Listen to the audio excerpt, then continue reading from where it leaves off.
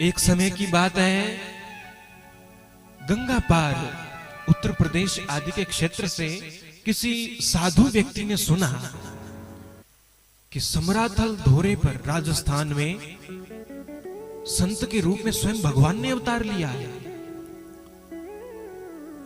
विचार किया, अगर स्वयं भगवान ने अवतार लिया है तो जाकर दर्शन करना चाहिए। हाँ, दूर बहुत है, लेकिन यदि हमें ऐसा पता लगे कि वहां जाने पर भगवान मिल जाएगा, साकार दर्शन होगा, तो जाने में क्या बुराई है। ऐसा विचार करके साधु अपने स्थान से समराथल धोरे के लिए रवाना हो गया।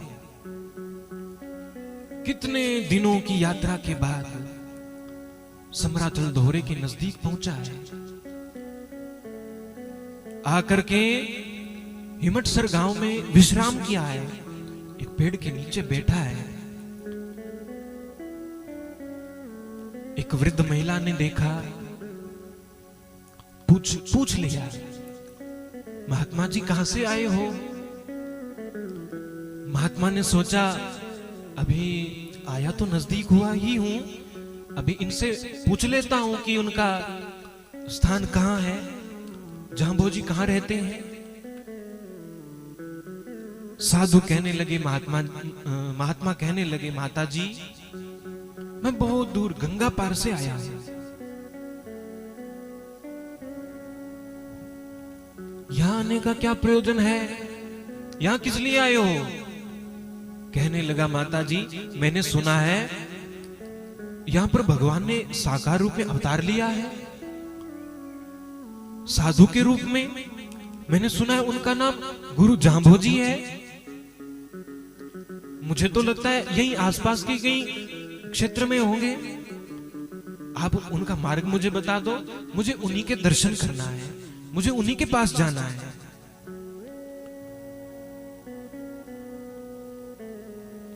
महिला के मन में विचार आया, हो सकता है वो भी बड़ी भक्ता हो, लेकिन परीक्षा के रूप में कह दिया हो।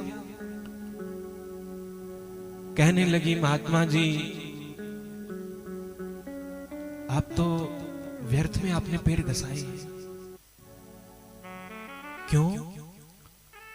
अरे आप जिनका दर्शन करने आए हो वो तो पाखंडी है। आप जिससे मिलने आए हो वो जांबोजी तो पाखंड करता है। वो तो व्यर्थ के पता नहीं कैसे कैसे नियमों में भटकाता है।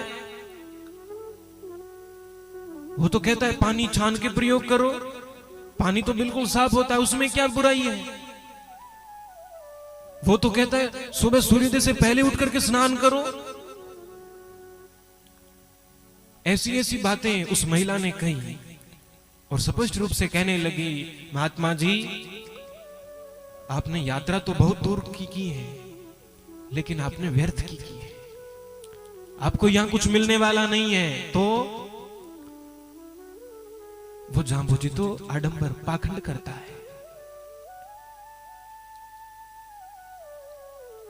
साधु बड़ा उदास हो गया, वहीं बैठ करके रोने लगा। आंखों से आंसू बह रहे हैं। विचार करने लगा, इतने दिनों तक की यात्रा करके यहां पहुंचा हूं और यहां आकर के पता लगा कि जिसका दर्शन करने में आया वो तो पाखंडी निकला।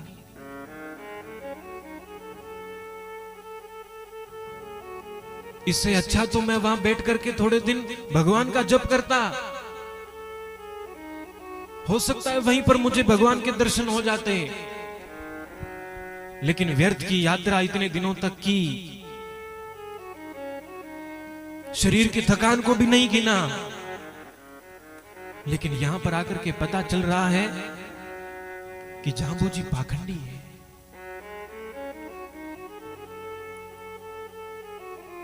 गुरु महाराज जांबो जी ने समराथल धोरे पर बैठे ही उन साधु के मन की बात जान ली। गुरु महाराज जांबो जी ने अपने हजूरी भक्त साथरियों से कहा, दो भक्तों को बुला करके कहने लगे, तुम लोग हिमटसर की ओर जाओ। मार्ग में एक साधु वृक्ष के नीचे बैठा है और कुछ उदास भी है, उसे जाकर के कह दो कि जांबोजी ने आपको बुलाया है। भक्त लोग गुरु महाराज जांबोजी की आज्ञा को मान करके चले हैं। हिमटसर गांव में पहुंचने ही वाले हैं, पहले ही एक पेड़ के नीचे बैठे महात्मा दिखे, उनके पास गए तो देखते हैं आंखों से अश्रु धारा बह रही है। वो प्रणाम करके कहने लगे, महात्मा जी आप यहां बैठे हो, एक निवेदन करना है, कहो। महात्मा जी आपको हमारे गुरुजी बुला रहे हैं। कौन गुरुजी? हमारे गुरुदेव जांबोजी बुला रहे हैं। उन्होंने अपनी दिव्य दृष्टि से आपको देखा और उन्होंने हमें आज्ञा दी कि आप महात्मा जी को बुला कर ला। जब साधु ने यह बात सुनी आश्चर्यचकित रह गया। यदि साधु पाखंडी होता तो उन्हें मेरे बारे में पता नहीं लगता। उन्हें यह पता कैसे होता कि इतनी दूर से कोई साधु आया, उदास बैठा, रो रहा है, वो क्यों ही नहीं मुझे बुलाने के लिए भेजते। कुछ आशा की किरण जगी और उन भक्तों के साथ वो साधु गुरु महाराज जांबोजी के पास चल पड़े। वहां पहुंचने ही वाले हैं, दूर से ही ऐसा चमत्कार देखा है।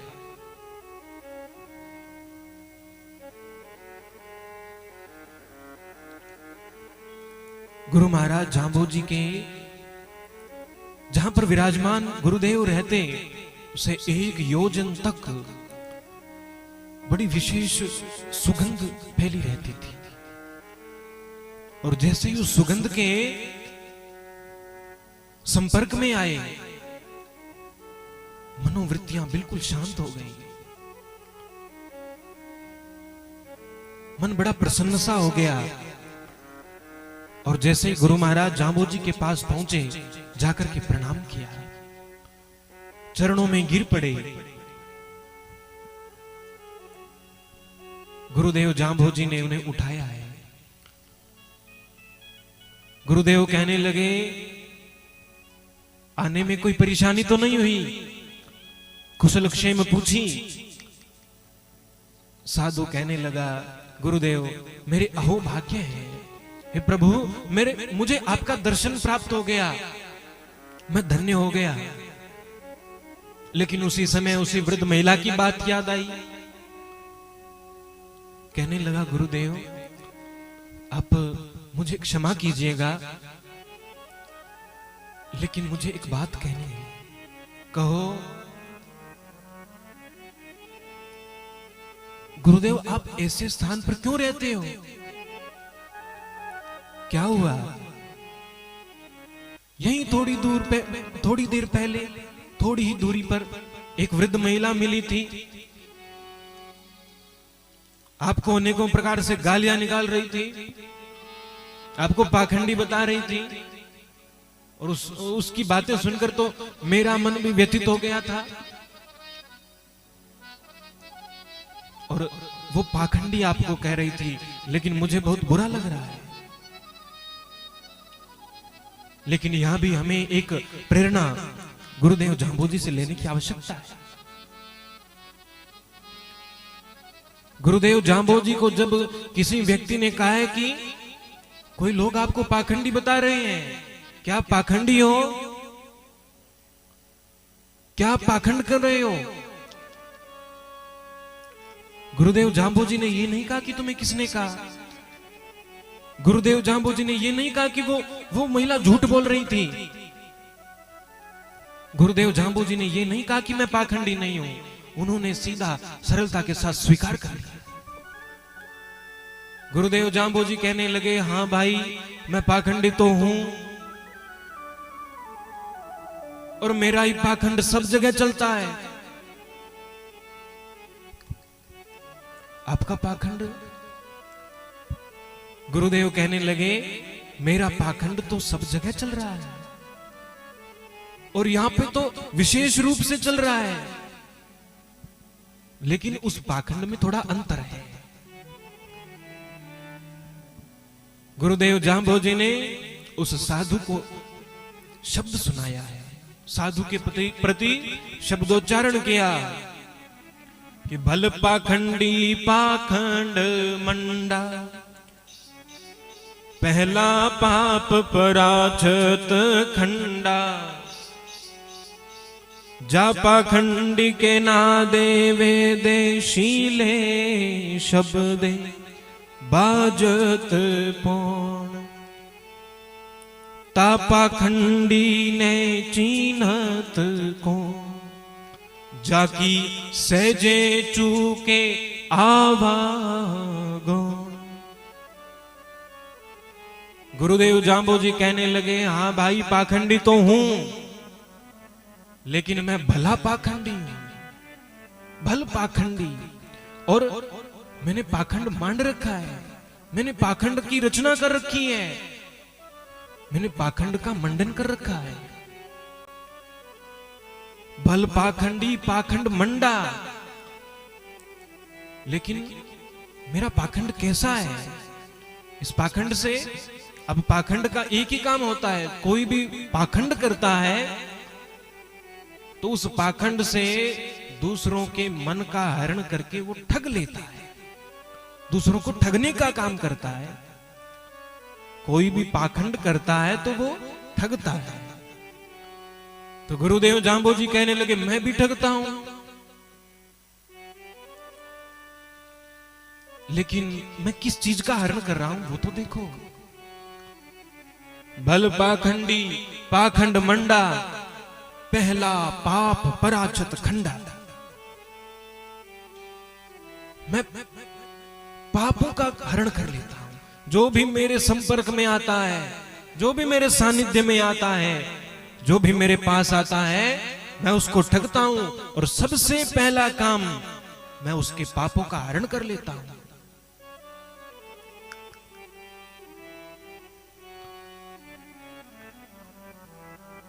और